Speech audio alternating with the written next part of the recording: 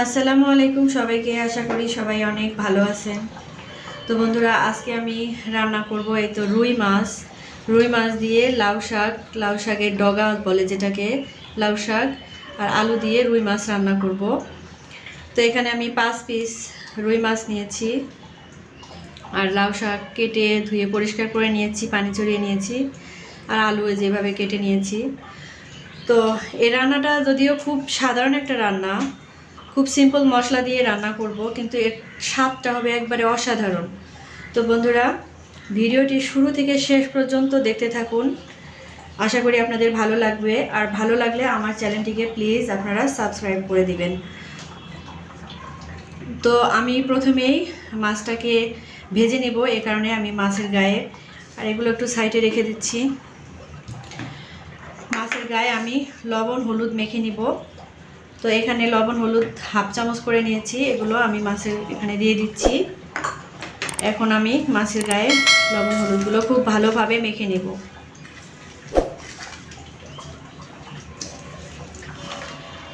তো এটাতে খুব ভালোভাবে মাছটার গায়ে খুব ভালোভাবে মেখে মেখে নিতে হবে।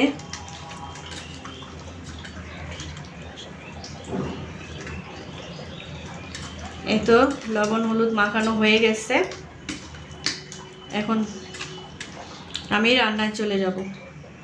তো বন্ধুরা, মাছটাকে প্রথমে আমি ভেজে নেব, আর মাছটাকে ভেজে নেওয়ার জন্য আমি এই যে চুলায় একটা প্যান দিয়েছি, প্যানটা আমার গরম হয়েছে, এখন আমি তেল দিয়ে দিচ্ছি।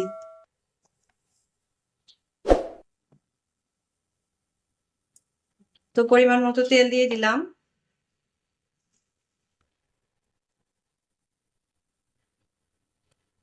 এখন আমি এর মধ্যে মাছগুলো এক এক করে দিয়ে দিব। তেলটা গরম হয়েছে, মাছগুলো দিয়ে দিচ্ছি।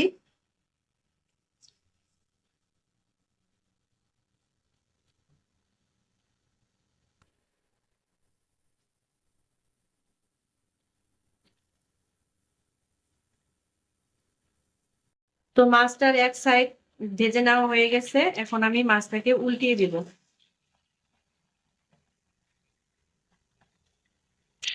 তো একইভাবে আমি বাকি সাইডটাও ভেজে নেব।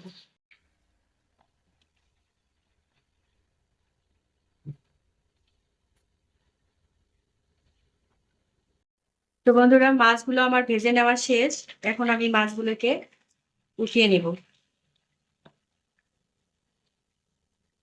আসলে মাছ ভাজি করাটা দেখানোর কিছু নেই, যদিও মাছ আমরা সবাই ভাজতে জানি কম বেশি, কিন্তু অনেকেই আছেন যে নতুন আপুরা যারা নতুন রাঁধুনি হয়েছে, আবার ব্যাচেলরদের সুবিধার জন্য, নতুন আপুদের জন্য আমি মাছ ভাজিটাও দেখালাম।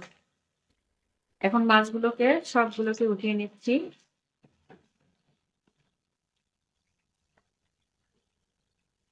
বন্ধুরা, আপনারা এখনো যারা আমার চ্যানেলটিকে সাবস্ক্রাইব করেননি, প্লিজ আমার চ্যানেলটিকে সাবস্ক্রাইব করে দিয়ে আমার পাশেই থাকবেন। এখন আমি বাকি রান্নাটা এই তেলেই করে নিব, মাছ ভাজি করার তেলেই করে নিব। আমি এখানে একটা বড় সাইজের পেঁয়াজ নিয়েছি, কুচি করে পেঁয়াজটা দিয়ে দিচ্ছি।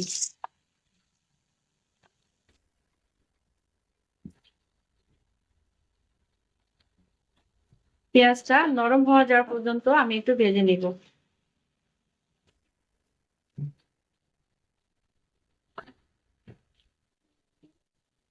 পেঁয়াজটাকে আমি একটু ভেজে নিলাম, এখন আমি এর মধ্যে হাফ চামচ রসুন বাটা দিয়ে দিচ্ছি, দিয়ে আবারও একটু ভেজে নিব।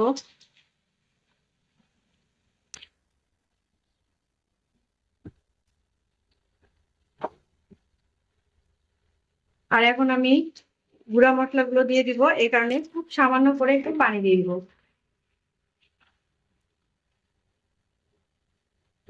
এখন দিয়ে দিচ্ছি 1 চামচ হলুদের গুঁড়া, চামচ ধনিয়া গুঁড়া, 1 চামচ মরিচের গুঁড়া। ঝালটা আপনারা আপনাদের পরিমাণ মতো নিবেন, কমিয়ে বাড়িয়ে। আর দিয়ে দিচ্ছি 1 চামচ জিরা বাটা আর স্বাদ মতো লবণ।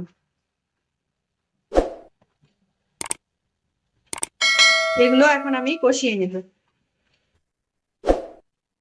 তো বন্ধুরা, মশলাটা আমার কষানো হয়ে গেছে, এই যে তেল উপরে উঠে আসছে। এখন আমি এর মধ্যে যে কেটে ধুয়ে রাখা আলু এটা দিয়ে দিব, দিয়ে একটু নেড়ে চেড়ে মিশিয়ে নিব।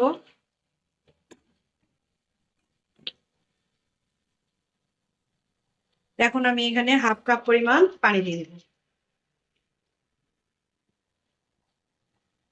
আর 5 মিনিটের জন্য আমি ঢাকনাটা লাগিয়ে দিব। ঢাকনাটা লাগিয়ে দিলাম।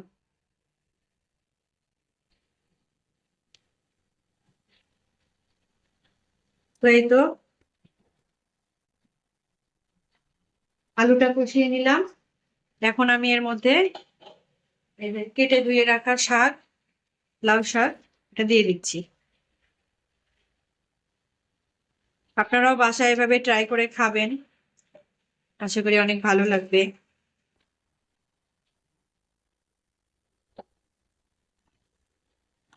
একটু নেড়ে চেড়ে মিশিয়ে দিব।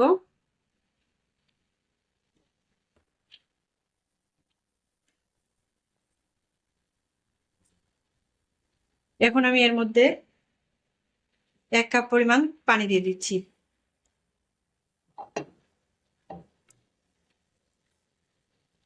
এখন আবারও ঢাকনাটা লাগিয়ে দিব।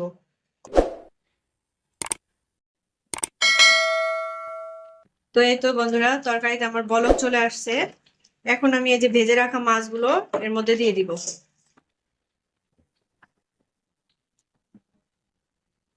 মাছগুলোকে দিয়ে দিলাম, একটু নেড়ে দিব। এই তরকারিটা খেতে কিন্তু অনেক মজা, আপনারাও বাসায় ট্রাই করবেন। আবারও ঢাকনাটা আমি লাগিয়ে দিব। তো এই তো বন্ধুরা, তরকারিটা রান্না কিন্তু আমার প্রায় শেষ। কত সুন্দর হয়েছে দেখুন, শাকের কালারটাও কিন্তু ঠিক আছে, একদমই নষ্ট হয়নি, সবুজ রয়েছে।